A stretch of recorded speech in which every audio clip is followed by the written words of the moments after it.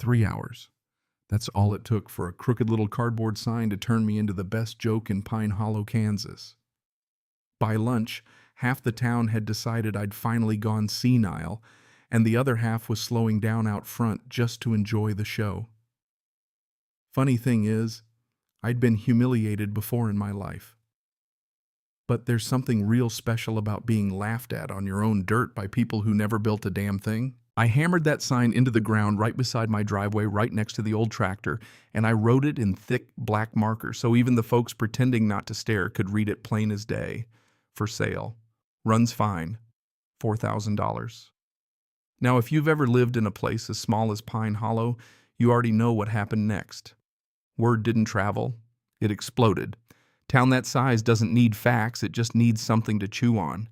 We had one diner, one gas station, a feed store that doubled as a rumor factory, and a church that somehow heard your business before you did. So the minute people saw that sign, they didn't see a man trying to survive.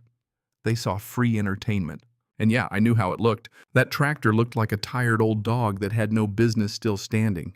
The paint had peeled off in ugly patches years ago. Rust had eaten into the frame. One front tire never held air right no matter what I did. It hadn't truly run in a long while, not the way a machine ought to. It sat there just off the gravel like a memory too stubborn to lie down. But I wasn't looking at scrap. I was looking at the last thing I had left that still felt like my life had weight to it. By about 10 in the morning, the slow rolls started. Pickup trucks easing past, heads turning, little grins, people leaning toward each other in the cab.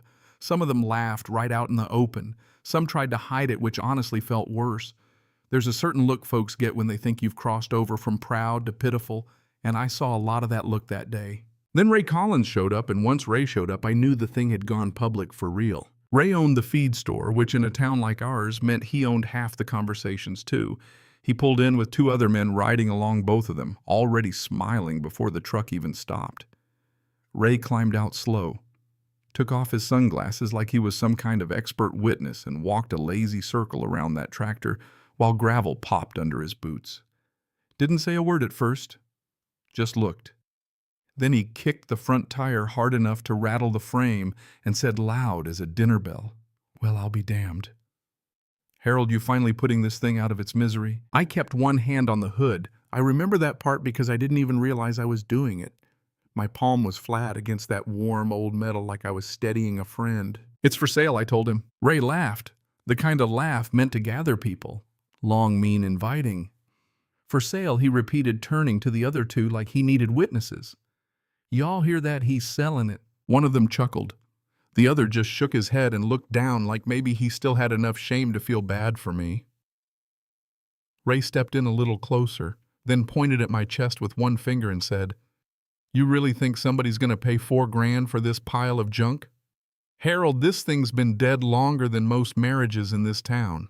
That got a bigger laugh. You know what I did? Nothing. I didn't snap, I didn't cuss him, I didn't defend myself. I just stood there and nodded once because when a man has been kicked around by life enough, sometimes he doesn't waste what little strength he has left on fools. I said, "Someone might." That made him smile even bigger. "You're 72 years old," he said, dragging the words out like he was talking to a child. "And you still don't know when to let something go." Then he slapped one of his buddies on the shoulder, laughed again, and told me I ought to call the scrapyard since at least they wouldn't laugh at me for trying. They pulled out with their dust and their little performance, and I stood there in the quiet, after hearing that laugh hang in the air longer than it should have. Now listen, folks in town thought they knew me. They thought I was just some stubborn old widower with a broken tractor and bad judgment. What they didn't know, or didn't care to know, was that 10 years earlier, this place had been alive. Corn rose straight as hymnlines, fields moving in the wind like they had somewhere important to be. My wife Margaret used to say the farm had a heartbeat, and if you stood still long enough, you could feel it through your boots. I used to laugh when she said that, but she was right. Margaret was the real warmth in that house. She picked the kitchen table by the window, painted our last name on the mailbox in that careful blue script of hers. Bennett. She used to hum while she worked quiet little tunes with no words, and somehow that made the whole place feel held together. Cancer took her 5 years before that day. Quick in the end, cruel the whole way through. After she was gone, the farm changed sound. That's the only way I know to put it. Same walls, same floors, same wind outside, but the sound of living left the rooms. I sold most of the equipment after that. Not because I wanted to, but because grief doesn't stop bills from coming. The tractor was the last piece I kept. Last real one, anyway. And I hadn't touched it much since the afternoon it stalled out in the field and Margaret leaned out the back door laughing, telling me lunch was getting cold. I don't even remember what she made that day. Isn't that something? You lose the recipe, but you keep the sound of the laugh forever. That morning after Ray left and the traffic thinned out, I went back inside and sat at the kitchen table with my hands folded in front of me. There was a county envelope there with the red seal on it. Property taxes. 11 days overdue. I'd read it enough times I didn't need to open it anymore. That tractor wasn't just a machine sitting by the drive. It was breathing room, maybe my last bit of it. No calls came, no offers, not even an insulting one. By evening, the light had started turning gold, that soft kind of light that makes tired land look gentler than it is, and I heard a car slow down at the end of the drive. Not the usual looky-loo crawl either. This one stopped. I sat there for a second listening. Then a door opened and shut. When I stepped out on the porch, I saw a man standing by the mailbox with one hand resting on the post, looking at Margaret's faded blue lettering like it meant something to him. He was wearing a dark suit, shoes too clean for our road posture, too straight to be local. He looked like he'd taken a wrong turn out of some other life. I called out, "Can I help you?" He looked up at me and started walking slow up the drive. "Are you Harold Bennett?" "I have been so far," I said. He let out this small breath, like something inside him finally loosened. "Then I think I've been looking for you for a very long time." Now that'll stop a man for a second. People don't come down roads like mine looking for a person. They come looking to turn around or ask for directions or stare at your mistakes. So I stayed where I was, one hand on the porch rail, and said, "You got a name." "Daniel Carter," he said, and then he glanced back toward the mailbox again. "My father used to talk about this place, or tried to find it anyway." That got my attention, though I didn't show much. I walked down off the porch and onto the dirt. "A lot of folks pass through Kansas," I told him. "Memory gets slippery." He nodded like he understood that better than most. Then he reached into his coat and pulled out a folded piece of paper worn soft at the edges from being handled too much. He held it a second before speaking. "My father died 2 years ago," he said, "and before he passed, he told me a story he'd been carrying for nearly 30 years. I didn't interrupt him. Something in his voice said, "Don't." He told me his father had been driving across Kansas in late fall of 1993 when a storm came in mean and fast. Black sky, slick roads, rain pounding so hard it sounded like fists on the roof. Car died out in the middle of nowhere. No lights, no signal, no help. He sat there a long time thinking maybe he was going to spend the night stranded until he saw headlights coming through the weather.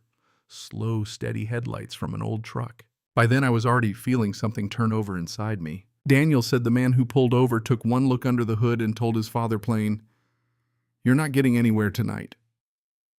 Then he hooked up the car, towed it back to a farmhouse, and brought him inside where there were dry clothes by the stove, hot food on the table, and a woman who spoke to him like he wasn't a burden, wasn't a stranger, wasn't anything but tired and in need of help.